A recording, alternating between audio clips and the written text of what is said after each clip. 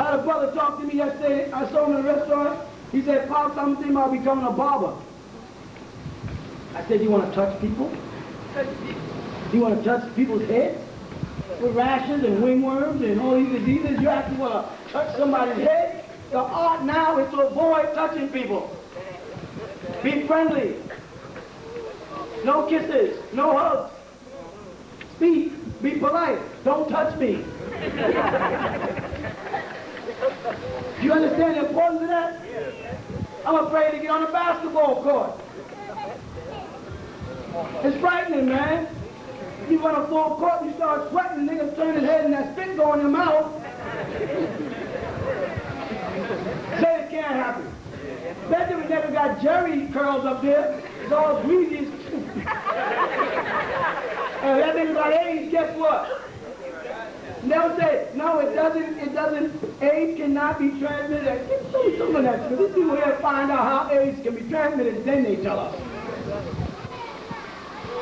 Now they're saying, well, certain mosquitoes don't die immediately after they sting people. Certain strands of mosquitoes that are moving to America from Africa. Why? Because the climate is changing. This is tropical. Look. This is tropical. There's going to be more insects. That means more diseases, more plagues. It's going to get worse before it gets better. But you were warned. You hear me? Good. For her sins have reached unto heaven. And that would be Orion.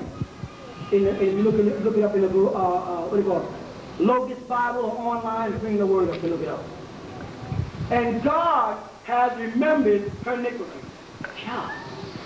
The sins of the world has gotten so bad that they ascend like the scent of incense burners, and God is remembering. What do you mean by God is remembering her iniquity?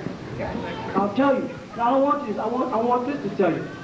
Because there's another time in here where God got to that point. And what did he say?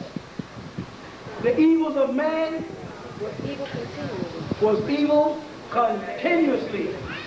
So I must destroy this man. This quote is saying the same thing. That the evils have gotten to the point where they went to a very Orion, and God remembers when man was this evil before. When Sodom and Gomorrah and Jethro, and that's what we call it, Jericho, and Babylon, and the wicked cities were ruling. Well, that's why they refer to this as Babylon. So they're taking you back to that point where they will have to destroy. And Babylon did not come after the Bible. The city of Babel existed before the Bible. Read the Bible. You find out that this book is based on Judaic culture, not Egyptian culture.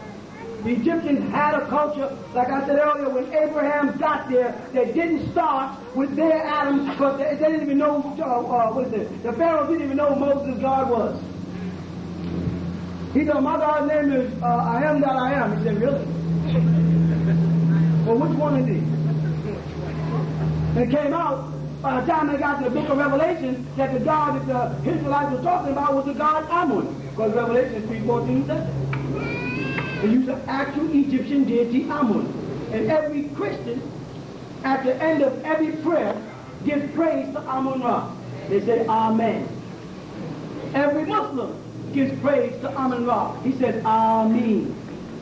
Amen.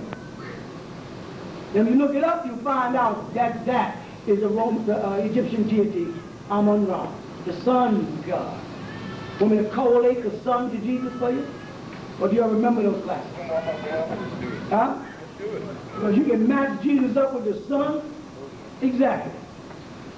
The sun sets, Jesus died. The sun raises, Jesus resurrects. Jesus walks the water, the sunlight walks the water. Jesus multiplies the bread, the sun causes Horus, horizon, horoscope. Egyptian mysteries, Horus, that's your Jesus. Also called in Babylon, or amongst the Sumerians, Tammuz.